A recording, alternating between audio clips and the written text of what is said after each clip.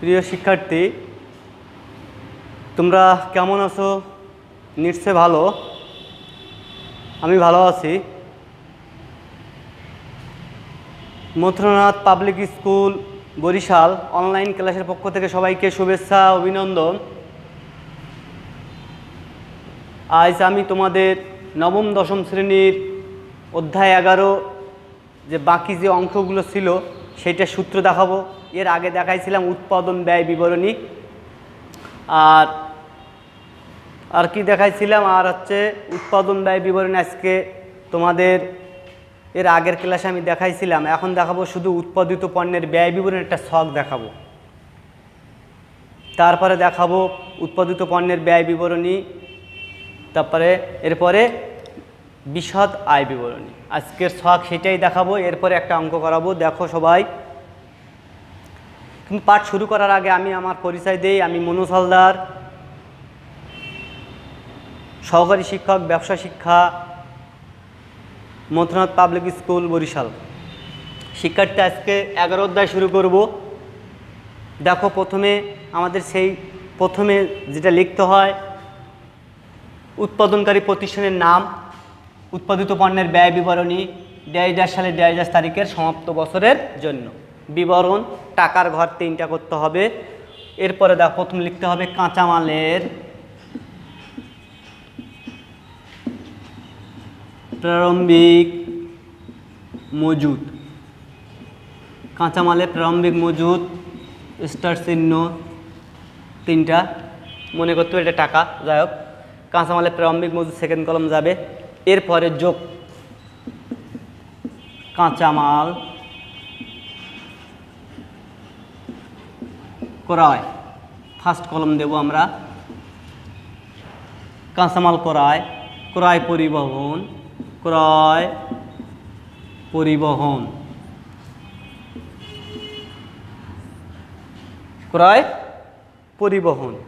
এই ক্রয় পরিবহন যোগ দেওয়ার পরে আমরা নিচে নামবো। এই থেকে বাদ কৃত কাঁচামাল ফেরত, কৃত কাঁচামাল ফেরত দিলে বাদ দেওয়ার পরে আমরা এখান দেব। কাঁচামাল ফেরত দেওয়ার পরে এখানে দেওয়ার পরে এইটা থেকে এইটা দেওয়ার পরে আমাদের যেটা আসবে সেটা আমাদের সবসময় খেয়াল রাখতে হবে, ব্যবহারের উপযোগী কাঁচামাল। ব্যবহারের উপযোগী কাঁচামাল।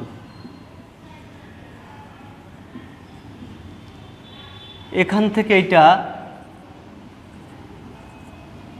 এর থেকে আমরা বাদ দেব কাঁচামালের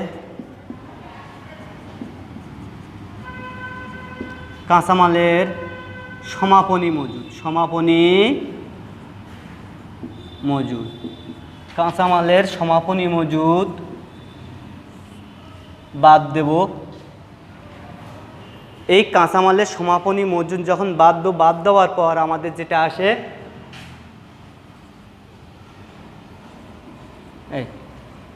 দিতে হবে কাঁচামালের এই সমাপনী মজুদ বাদ দেওয়ার পরে আমাদের আসে যে ব্যবহৃত কাঁচামালের ব্যয়। কি আসবে?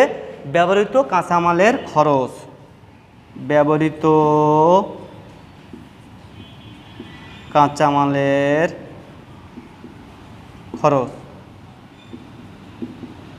এই ব্যবহৃত কাঁচামালের কি আসবে? আমাদের খরচ আসবে। এরপরে আমাদের লিখতে হবে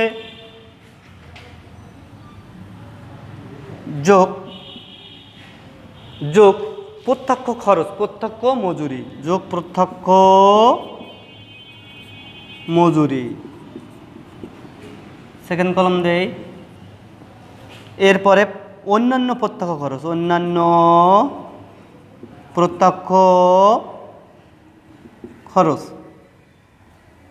প্রত্যক্ষ খরচ, এটা আমাদের দিতে হবে। যোগ করার পরে আমাদের এইটা যোগ করার পরে যেটা আসবে আমাদের মুখ্য ব্যয়। কি আসবে? মুখ্য ব্যয়, মুখ্য ব্যয়। এই মুখ্য ব্যয়ের সাথে যোগ কারখানা উপরিব্যয়, কারখানা উপরিব্যয়। এই মুখ্য ব্যয়ের সাথে আমরা কি করব, সবসময় কারখানা উপরিব্যয় যোগ করব। যোগ করার পরে এই থেকে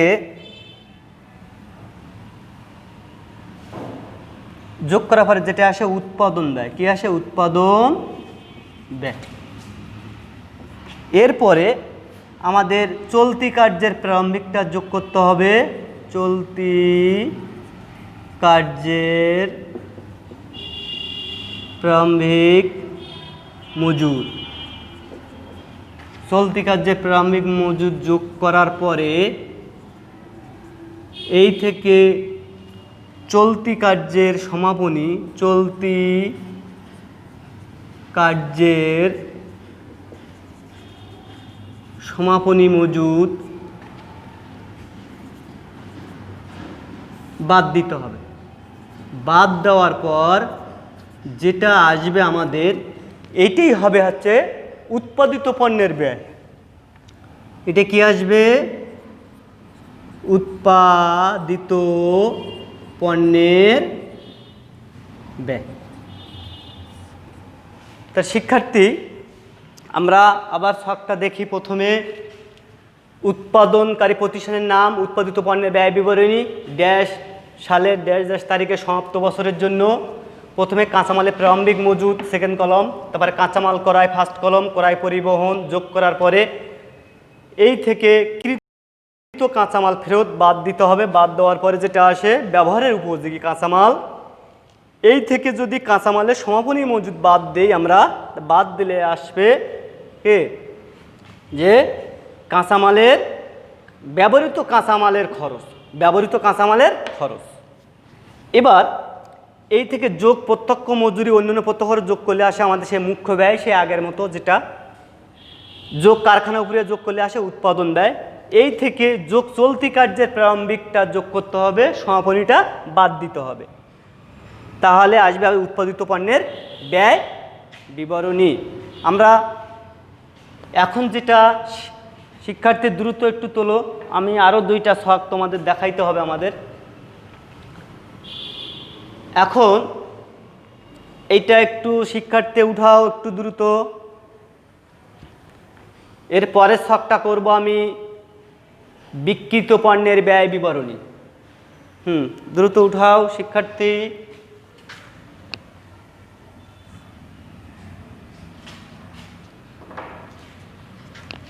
বিক্রিত পণ্যের ব্যয় বিবরণী।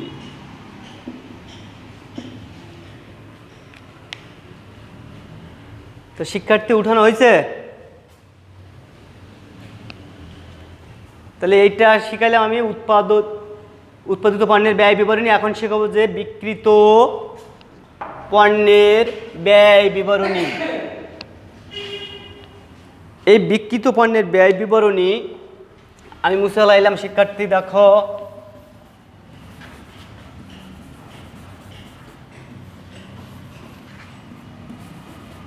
তোমরা তুলতে থাকো। বিক্রিত পণ্যের ব্যয় বিবরণীতে প্রথমে আমাদের দেখতে হবে সবসময় তৈরিকৃত পণ্যের প্রারম্ভিক মজুদ। তৈরিকৃত পণ্যের প্রারম্ভিক মজুদ।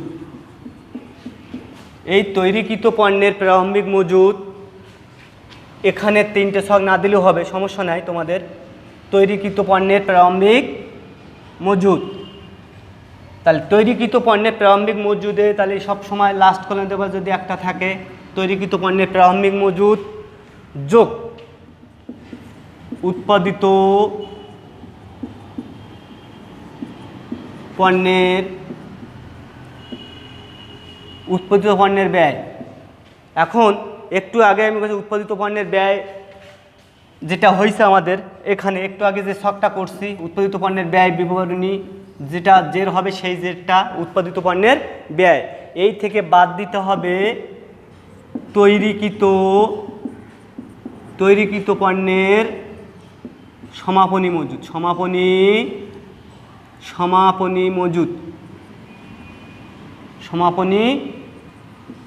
মজুদ পণ্য। এই বাদ দেওয়ার পরে আমাদের যেটা আসবে এইটা আছে বিক্রিত পণ্যের ব্যয় বিবরণী। আবার শিক্ষার্থী আবার দেখি, বিক্রিত পণ্যের ব্যয় তৈরিকৃত পণ্যের প্রারম্ভিক মজুদ যোগ উৎপাদিত পণ্যের ব্যয়, মানে উৎপাদিত পণ্যের ব্যয় আমি প্রথম যে ছকটা দেখাইছিলাম সেই ছকটা করার পরে যেটা হয়েছে সেইটার জের যোগ দেওয়ার পরে যেটা আছে সেটা হচ্ছে আমাদের কি তৈরিকৃত পণ্যের প্রারম্ভিক মজুদ যোগ উৎপাদিত পণ্যের ব্যয় যোগ করার পরে এইটা থেকে তৈরিকৃত পণ্যের সমাপনী মজুদ বাদ দিলে যেটা আসবে এটাই আছে আমাদের কি বিক্রিত পণ্যের ব্যয়। বিক্রিত এগুলো সব অঙ্কে দেওয়া থাকবে বিক্রিত পণ্যের ব্যয়। বাস তোলো দ্রুত। এর পরের ছকটা হচ্ছে যেটা দেখাবো আমি বিশদ আয় বিবরণী। কি দেখাবো? এর পরের ছকটা দেখাবো বিশদ আয় বিবরণী। হ্যাঁ দ্রুত তোলো শিক্ষার্থী, এটা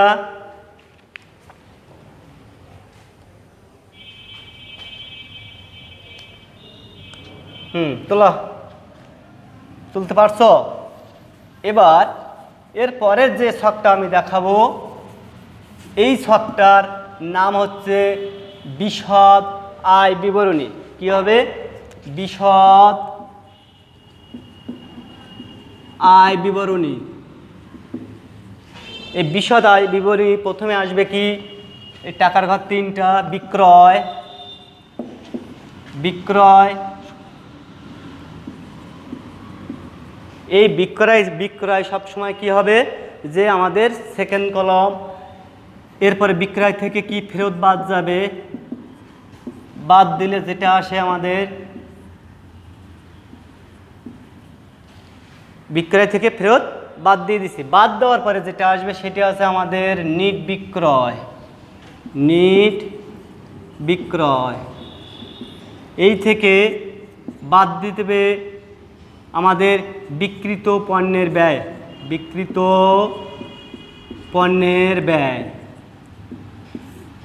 এই বিক্রিত পণ্যের ব্যয় আছে, এই বিক্রিত পণ্যের ব্যয় এইটা সবসময় আমাদের কি করতে হবে? বাদ দিতে হবে। বিক্রিত পণ্যের ব্যয় বাদ দিলে আমাদের আসে কি মোট মুনাফা।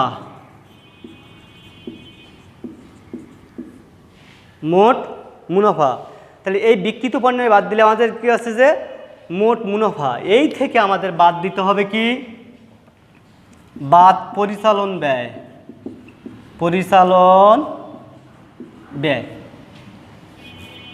বাদ কি দিতে হবে? পরিচালন ব্যয়। পরিচালন ব্যয়ের মধ্যে কি অফিস ও প্রশাসনিক থাকতে পারে, অফিস প্রশাসনিক খরচ, বিক্রয় উপরিব্যয় থাকতে পারে, বিভিন্ন থাকতে পারে। পরিচালন ব্যয় আমি আগেই বলছি অফিস প্রশাসনিক ব্যয় ও বিক্রয় উপরিব্যয় এই দুইটা যোগ করে আসে আমাদের পরিচালন ব্যয়। এটাকে পরিচালন ব্যয় বলা হয়, বিক্রয় উপরিব্যয়। আর এইটা থেকে এইটা বাদ দেওয়ার পরে যেটা আসে আমাদের এইটা হচ্ছে নিট মুনাফা।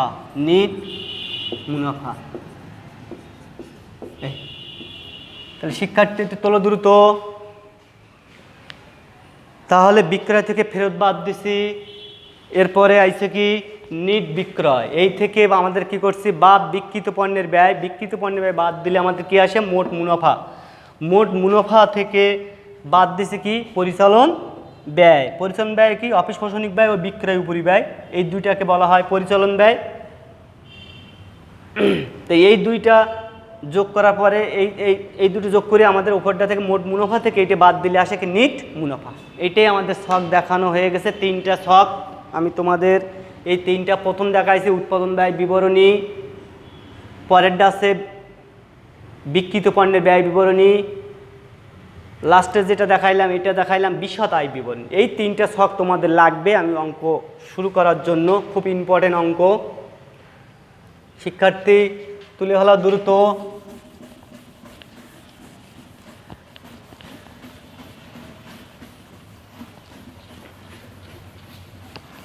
এখন শিক্ষার্থী আমি একটা অঙ্ক দেখাচ্ছি, অঙ্কটা একটু সবাই দেখি।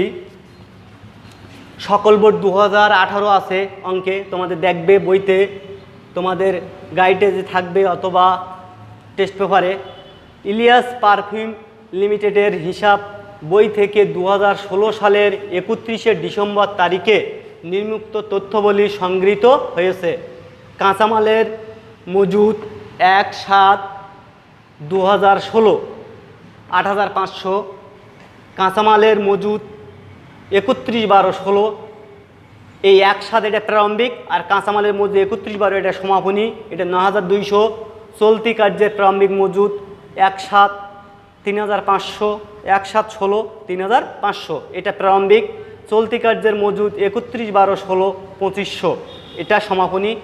তৈরি পণ্যের মজুদ 1/7/16 6,500, তৈরি পণ্যের সমাপনী 31/12/16 এটার বলে সমাপনী 2,500 টাকা।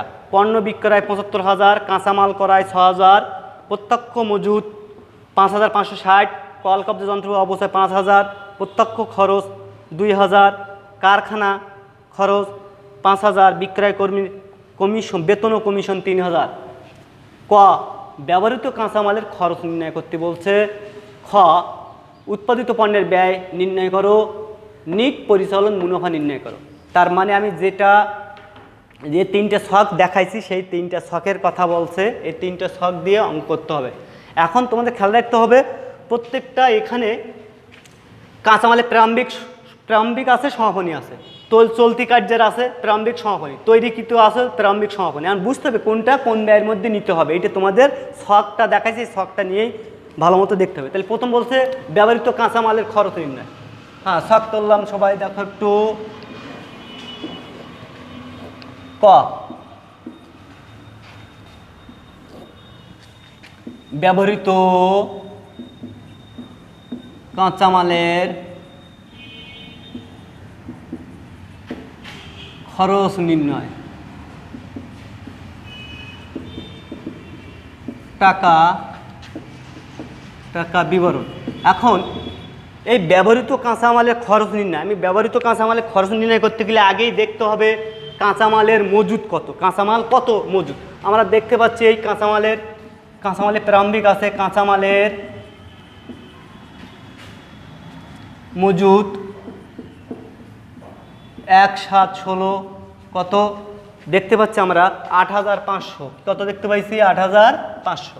এই কাঁচামালের মজুদ এইটা দেখতে পাচ্ছি 8,500। এই থেকে কাঁচামাল ক্রয় যদি করে, দেখো কাঁচামাল ক্রয় যোগ হয়, যোগ কাঁচামাল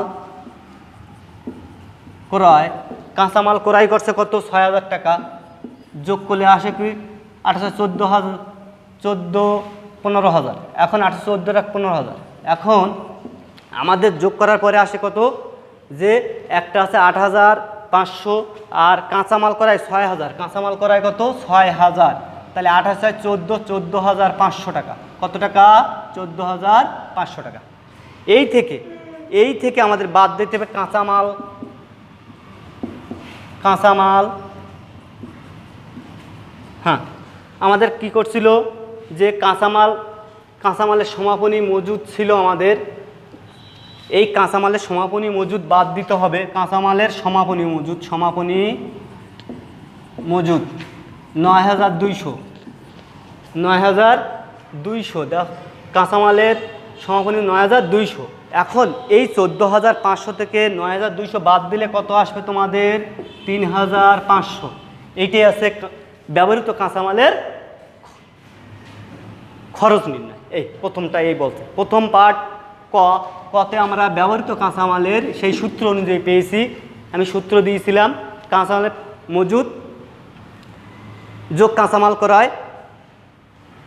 কাঁচামাল ক্রয়, এরপরে বাদ কাঁচামাল ফেরত, বাদ দিলে হয়ে গেল। এরপরে দেখি এবার দ্রুত তোলো শিক্ষার্থী। এবার খ নাম্বার অঙ্কে দেখি আমরা প্রথমে আমরা অবশ্যই দেব উৎপাদিত প্রতিষ্ঠানের নাম দেব, উৎপাদিত উৎপাদিত পণ্যের ব্যয় বিবরণী। খ, তারিখ দিতে হবে, কত সাল ছিল, 2016 সালের 31শে ডিসেম্বর, সমাপ্ত বছরের জন্য। প্রথমে যে প্রতিষ্ঠানের নাম, এটা যেটা আছে আমাদের,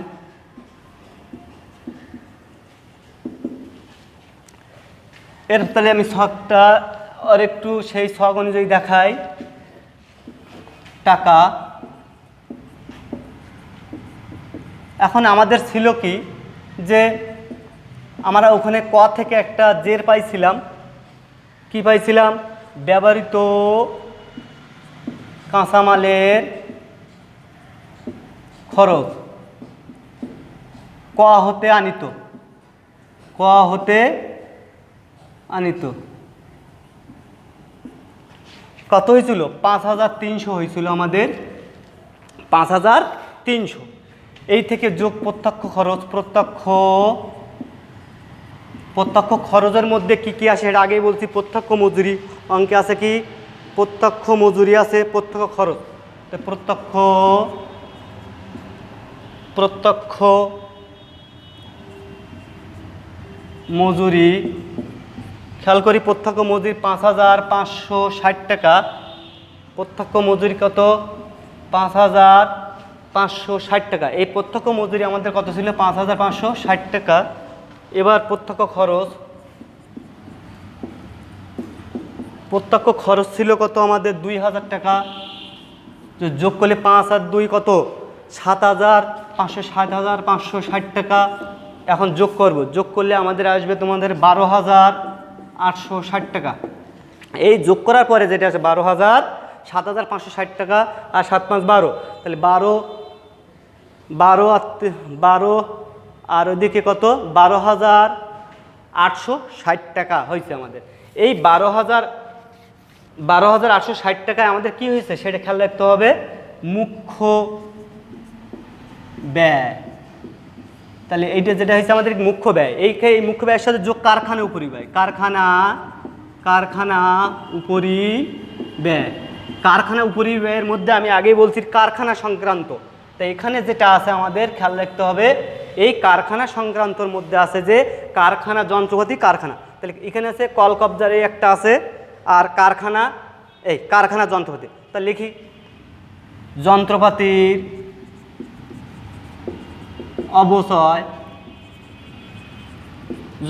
অবচয় আছে 5000 টাকা। এরপরে কারখানা খরচ, কারখানা খরচ আছে কত, কারখানা খরচ আছে 5000 টাকা, 5000। তাহলে 5000 আর এই 5000, তাহলে কত হয়েছে আমাদের, 10000। এখন আমাদের এইটা আমরা যোগ করার পরে আছে 22860 টাকা, 22860 টাকা। এই 22860 টাকা আমাদের কি হয়েছে, উৎপাদন ব্যয়। কি বেরিয়েছে, উৎপাদন ব্যয়। এই উৎপাদন ব্যয়ের পরে আগে বলছি চলতি কার্যের প্রারম্ভিকটা যোগ করতে হবে আর চলতি কার্যের সমাপনী বাদ দিতে হবে।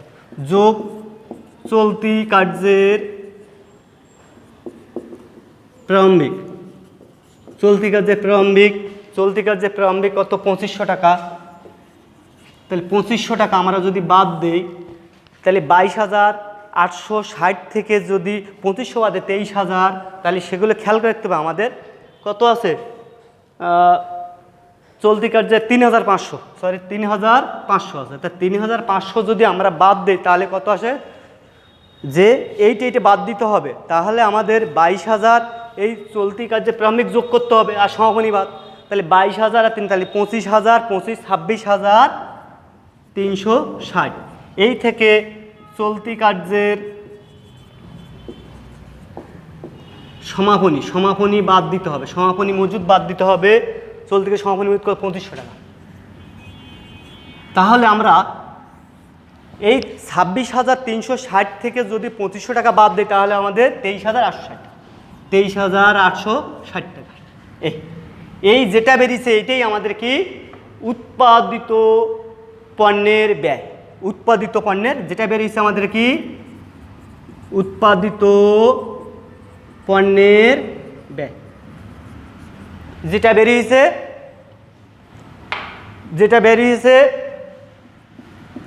বেরিয়েছে সেটা উৎপাদিত পণ্যের ব্যয়। ঠিক আছে, 23,860 টাকা উৎপাদিত পণ্যের ব্যয়, 23,860। তাহলে শিক্ষার্থী দেখো একটু ব্যবহৃত কাঁচামাল, প্রত্যক্ষ খরচ, প্রত্যক্ষ মজুরি, প্রত্যক্ষ খরচ, এগুলো যোগ দেওয়ার পরে এটা যোগ করার পরে মুখ্য ব্যয় যোগ কারখানা উপরে, এর মধ্যে যন্ত্রপাতি অবচয়, কারখানা খরচ, এই দুইটা যোগ করে আমাদের আসে 10,000, যোগ করলে আসবে উৎপাদন ব্যয় 22,860 টাকা। এই থেকে চলতি কার্যের প্রারম্ভিকটা যোগ সমাপনীটা বাদ, আমি সূত্র শিখাইছি, তাহলে এইটা থেকে যোগ করছি, আর চলতি কার্যের সমাপনী বাদ দেওয়ার পরে উৎপাদিত পণ্যের ব্যয়। শিক্ষার্থীর দ্রুত তোলো পরবর্তী যে শখটা করাবো বিশদ আয় বিবরণী, লাস্ট শখ তোমাদের এবার খ হয়ে গেছে। এবার নিট মুনাফা নির্ণয়। আমরা এখন যেটা দেবো সেটা যে নিট মুনাফা নির্ণয়, যারা বলে বিশদ আয় বিবরণী। বিশদ আয় বিবরণী দেখো শিক্ষার্থী দ্রুত তোমরা এটা তুলে ফেলাও। এখন একটু দেখো আমাদের বিক্রয় কত ছিল। বিক্রয় এই অঙ্কে দেওয়া আছে কত, 75,000। কত আছে, বিক্রয় আছে এই অঙ্কে দেওয়া আছে 75,000 বাদ বিক্রিত পণ্যের ব্যয়। আমরা শিক্ষার্থী বিক্রিত পণ্যের ব্যয়ের মধ্যে প্রথমে দেখছিলাম মনে আছে তৈরিকৃত পণ্যের, এই যে তৈরিকৃত পণ্যের প্রারম্ভিক আর সমাপনী। এখন এইটাই বলো, এখানে আসবে আমাদের ছক অনুযায়ী তৈরিকৃত পণ্যের প্রারম্ভিক মজুদ। এই তৈরিকৃত পণ্যের প্রারম্ভিক মজুদ কত, 6,000 কত ছিল, 6,500 টাকা। আমাদের ছিল কত, 6,500 টাকা। এই তৈরিকৃত পণ্যের প্রারম্ভিক মজুদ এই ছিল যে যোগ উৎপাদিত পণ্যের ব্যয়। উৎপাদিত পণ্যের ব্যয় আমাদের কত হয়েছিল, যে যা আমাদের আগের খতে যেটা করছিলাম লাস্টে, দেখো সবাই 23,860 ছিল আমাদের। কি হয়েছিল, 23,860। তাহলে এই 23,860 যোগ করার পরে আসবে 30,360।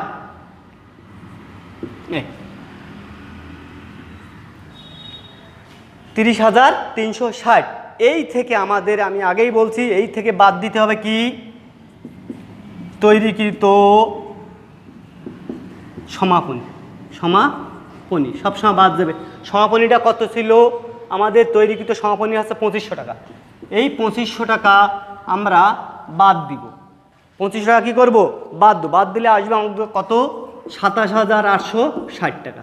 এখন খেয়াল করতে হবে উপরেরটা থেকে এটা বাদ দিতে হবে। উপরেরটা থেকে 75,000 আর 27,860 এটা আমাদের বাদ দিতে হবে। বাদ দিলে কি আসবে দেখো, 47,140। এইটা হবে মোট মুনাফা। শিক্ষার্থী এর পরে দেখো পরিচালন ব্যয় বাদ দিতে হবে। সূত্র পরিচালন ব্যয়ের মধ্যে শুধু আমাদের আছে কি, বিক্রয় কর্মী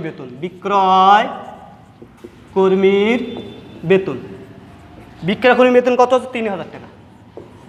এই 3,000 টাকা বাদ দিলে আমাদের যেটা আসে 44,140। শিক্ষার্থী এইটাই আমাদের কি, নিট মুনাফা। শিক্ষার্থী তোলো দ্রুত পরিচালন ব্যয়। তাহলে আমাদের কত হয়েছে, 47,160 থেকে আমাদের বাদ যাবে কোনটা, যে 3,000 বাদ দিলে আমাদের আসবে কি, বিক্রয় কর্মী বেতন যে 3,000 টাকা আছে, এই বিক্রয় কর্মী বেতন বাদ দিব, আসলে আমাদের 44,160। যেটা বেরিয়েছে এটি হচ্ছে নিট মুনাফা। এই গ নাম্বার শেষ হয়ে গেছে। শিক্ষার্থী এইটা তোমরা সুন্দর করে দেখবা যে ছক অনুযায়ী অঙ্কটা করা হয়েছে। শিক্ষার্থী সবাইকে তোমাদের প্রথমে বাসায় বসে অবশ্যই হ্যান্ড স্যানিটাইজার এবং হ্যান্ড দিয়ে হাতটা ধৌতকরণ করবে এবং সচেতন থাকবে, স্বাস্থ্য সচেতন, কারণ মহামারী করোনা ভাইরাসের কারণে। সবাইকে ধন্যবাদ।